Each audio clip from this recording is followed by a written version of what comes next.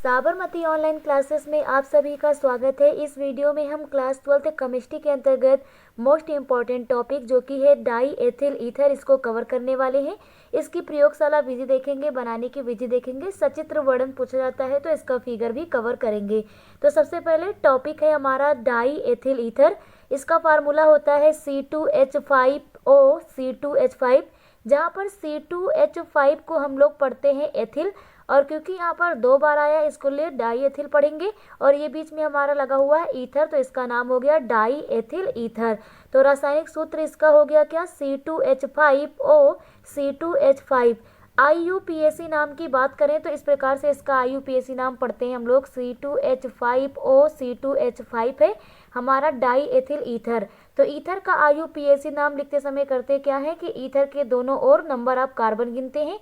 तो ईथर के इधर भी 2 कार्बन है और इधर भी 2 कार्बन है, दोनों साइड इक्वल कार्बन होने पर आप ऑक्सीजन को चाहे जिधर रख सकते हैं। तो जिधर ऑक्सीजन को रखेंगे उधर कार्बन की श्रृंखला गिने और उसके नाम में लगाएं ऑक्सी। तो यहाँ पर 2 कार्बन है, 2 कार्बन को एथ लिखते हैं और इसमें लगाएंगे ऑक्सी तो हो जाएगा एथॉक्सी, और बचे हुए वाले के नाम के अंत में एन लगाते हैं तो यहाँ पर लिखेंगे एथेन, तो इसका नाम हो गया एथॉक्सी एथेन। तो इसका IUPAC नाम हो जाता है एथॉक्सी एथेन।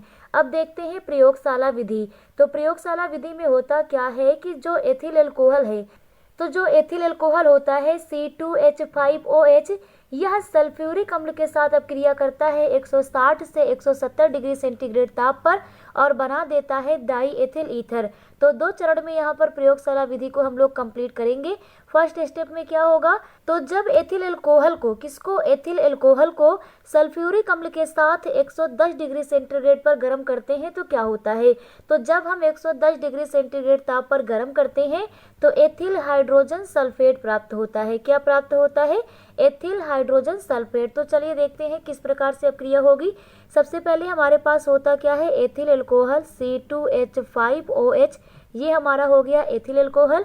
इसकी अपक्रिया कराते हैं सल्फ्यूरिक अम्ल से। सल्फ्यूरिक अम्ल का फार्मूला क्या होता है, H2SO4।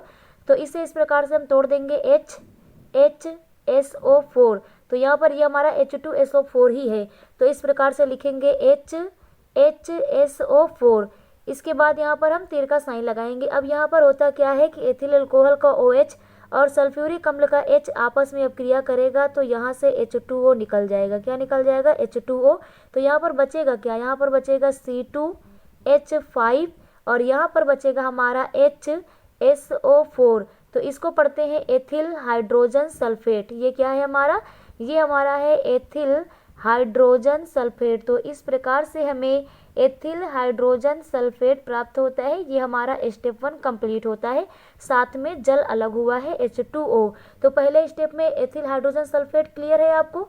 इसके बाद क्या करते हैं, यहाँ पर पुनः अब ये प्राप्त जो हुआ है हमारा एथिल हाइड्रोजन सल्फेट, ये पुनः एथिल अल्कोहल से अपक्रिया करके, किससे अपक्रिया करेगा, फिर से ये एथिल अल्कोहल से अपक्रिया करेगा। पहले स्टेप में हमने एथिल अल्कोहल की सल्फ्यूरिक अम्ल से अपक्रिया कराई तो हमें मिल गया एथिल हाइड्रोजन सल्फेट।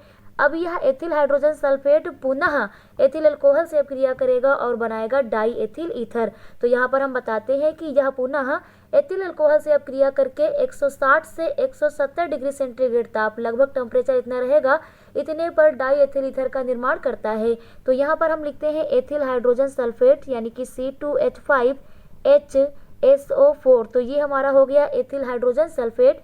इसकी अपक्रिया कराते हैं C2H5OH से यानी कि C2H5 और हमारा OH, इस प्रकार से लिख देते हैं एथिल अल्कोहल। तो होता क्या है कि ये OH जो है, ये OH का ये जो H है ना, OH का ये जो H है, ये H क्या करेगा, इस HSO4 से अपक्रिया करेगा। ये H इस HSO4 से अपक्रिया करेगा तो हो जाएगा H2SO4। तो H2SO4 अलग हो जाएगा, सल्फ्यूरिक अम्ल अलग हो जाएगा। यहाँ पर बचा क्या है, यहाँ पर बचा है C2H5 और यहाँ पर क्या बचा है, OC2H5। तो O और इसके बाद C2H5। तो ये हमें प्राप्त हो गया डाई एथिल ईथर। हमें क्या प्राप्त हो जाता है, डाई एथिल ईथर हमें प्राप्त हो जाता है।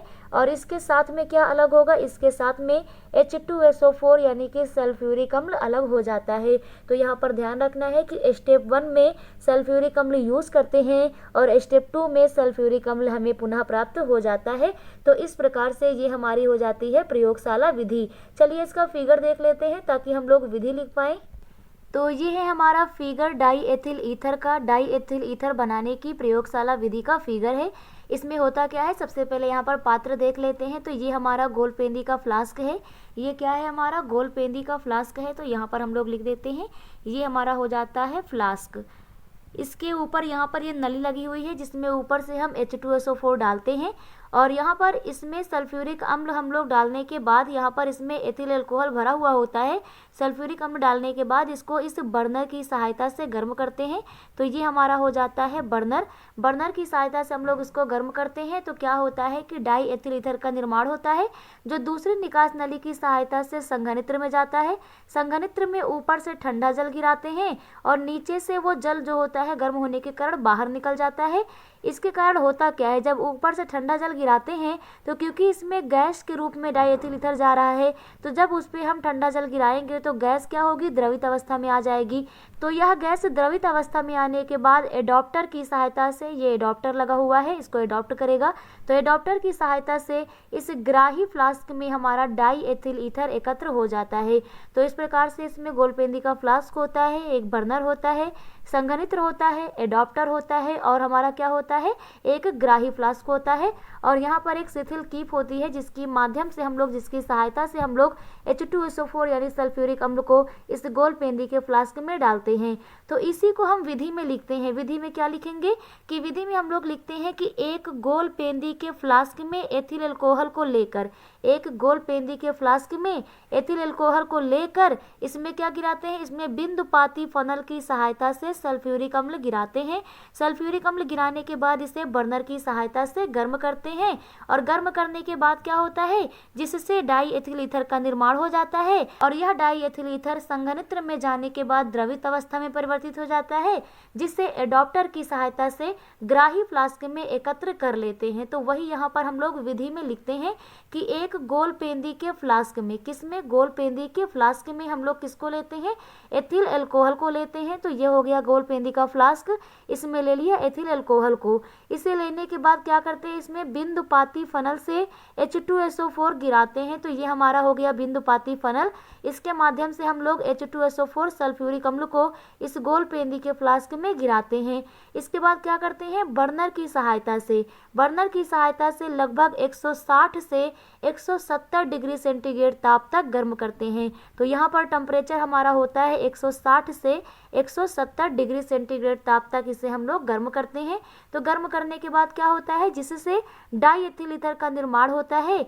फिर इसे दूसरी निकास नली की सहायता से, तो पहली निकास नली की सहायता से हमने सल्फ्यूरिक अम्ल को फ्लास्क में डाला है, दूसरी निकास नली की सहायता से जो ईथर बना है ना, इसको संघनित्र में पहुंचाते हैं। कहाँ पहुंचाते हैं, संघनित्र में।